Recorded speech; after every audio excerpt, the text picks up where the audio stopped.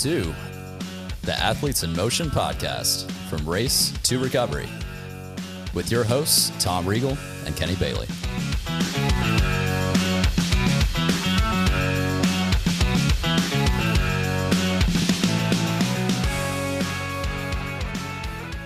Hey, Kenny, how you doing? I'm doing fantastic. Tom, how are you? I'm fantastic as well. We are back here with Sarah. We're checking in to see how she's doing. We're, a month in to your training since we talked to you last? I'm trying to look. We didn't look at the calendar first to get me some background on that. But so how are things going? They're going pretty well. I really enjoyed, this weekend got to join, Tom, your transition workshop, which was very helpful to go over what equipment is needed as a first timer, what isn't needed. Yeah, that's probably the most important, right? Yes, probably. We spent a lot of time on that. What not to bring. Yes. Yeah. What not to bring, what to actually bring, what different races need, because there are different people doing different lengths. And so I think that was important to hear as well. Good.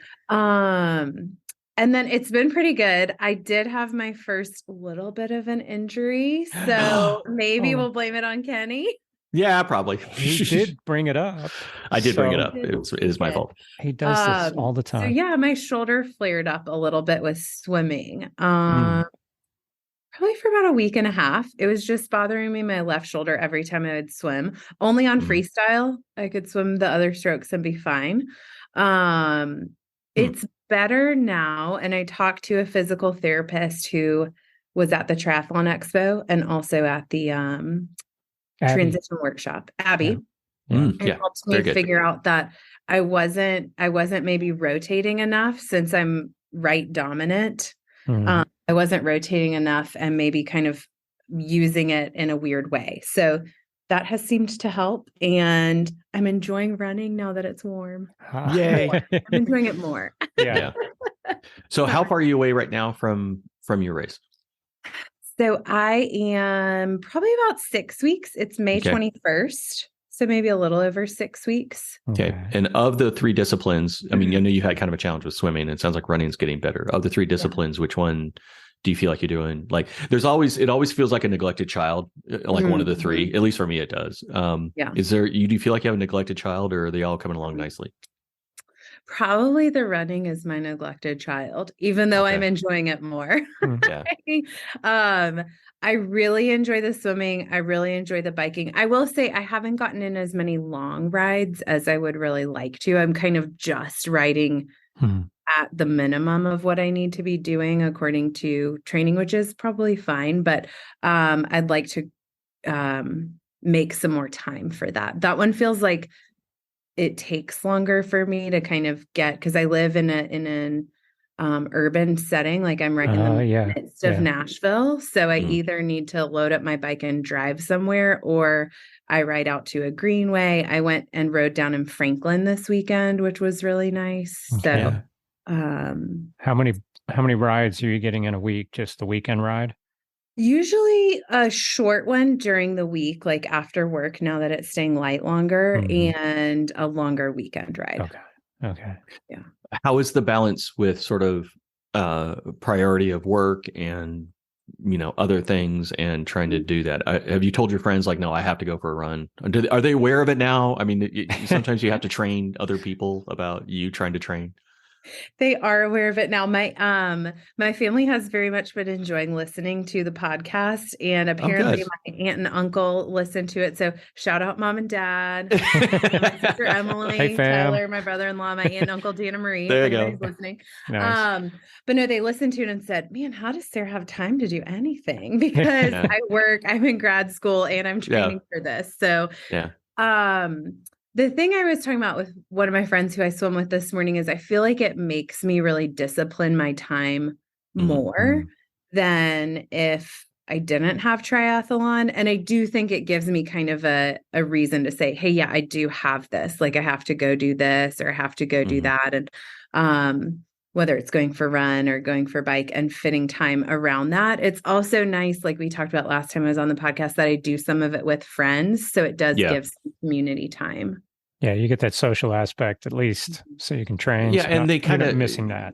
Yeah, and triathlon is a lonely sport, but at the same time, you have a crew behind you of people that are supporting you and helping you and all that. So, as long as they understand that, right? Like, hey, my priority right now is going to be a run. I know I'll meet you later, but right now it's I got to get my run in, and for them to be able to, or for them to say, hey, you need to get your run in. That's even better, right? So yeah, if you get them to help, sure. Yeah, we're working on that. Looking forward over the next few weeks, you start ramping a bit, right? Yes, I will. Okay. And it's a little bit tricky because my work schedule is really busy in April. But knowing that I have 3 weeks in May is kind of nice to just know it's not right after my busy work schedule. Okay. But it's also kind of nice for me, I think, to stay consistent as I'm almost done with classes. I have about 3 weeks left of my grad school classes, about 3 weeks left of our program. So my goal is to stay consistent like through those weeks, but make sure that I'm really scheduling it in, because I know that was one challenge earlier, was if I didn't really make sure it was scheduled in, it would be easy to go, I don't have to do that today. Yeah. Cool. It's optional.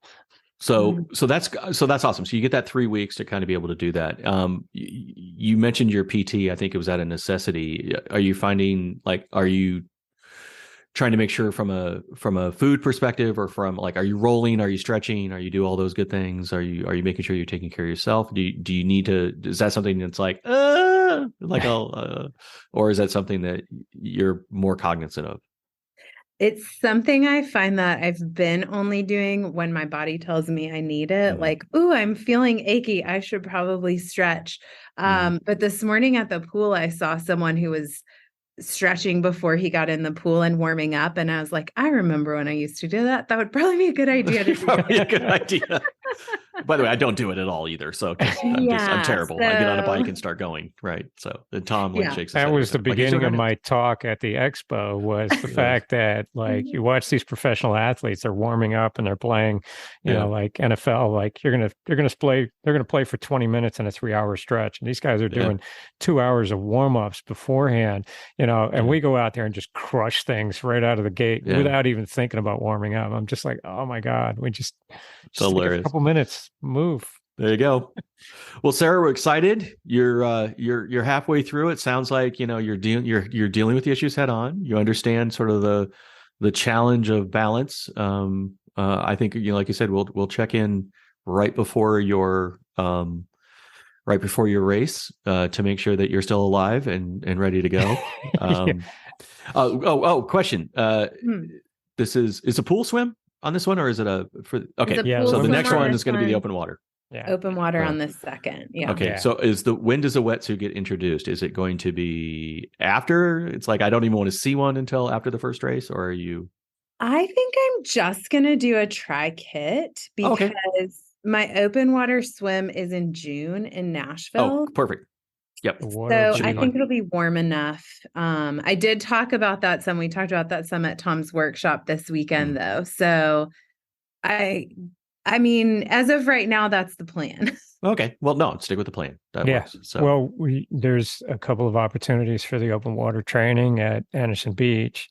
So you'll be able to swim in the tri-kit and see how it feels, and just know that you're going to have a current along with it, but the water will be certainly getting close to that warm temperature by then. I mean, by May, it's going to be 70. That's right. It's going to be hot. So usually everyone that's wearing the wetsuits for that race is mainly because they want the buoyancy and they want to float a little bit faster. That's about it. But you still got to take it off. You got to run up the hill, and the transition in it. So it's pluses and minuses. Can we start singing "Running Up That Hill," or is that? Start singing. That's a copyright violation. No Kate Bush today. Okay. Just play that in. There you go. Race. Actually, they should have that going. It would be hilarious. Just on repeat. Yeah. There you go. Just keeps going on until the last swimmer's out. Nice. Well, that's great. Any other tips, things that you've learned to fit in with this whole thing to share? One tip that you showed me this weekend, Tom, that I thought was great, and we don't have I guess we're on video as we're recording, but people won't, as they're listening, might not hear this, but was to roll your socks down in to make the transition faster and have them sitting right in your tennis shoes, ready to go. Have your helmet open, like unclipped, and put your sunglasses and anything you want to put into your pockets in your kit, like put those inside of your helmet. So they're ready to go and you have to put them on. Yeah. So there you go. That was just like a logical tip. And I think the other thing is just staying consistent. That's what I've heard from a couple people is just, and y'all have reiterated, is just stay consistent in what you're doing, and that'll serve you well. Yeah. There you go. Cool. Well, good. Well, we'll check in a little bit. We'll give a quick shout out to Abby Daunis at Peak Tempo Physical Therapy, since she was the one that gave you some assistance on that. So she's fantastic. And thanks everybody. Make sure you subscribe so you can follow along with the whole journey on the whole triathlete's journey, and keep giving us the comments and thumbs up, 5 stars, all that good stuff. So we appreciate it. And Sarah, be well, and we'll talk to you again soon.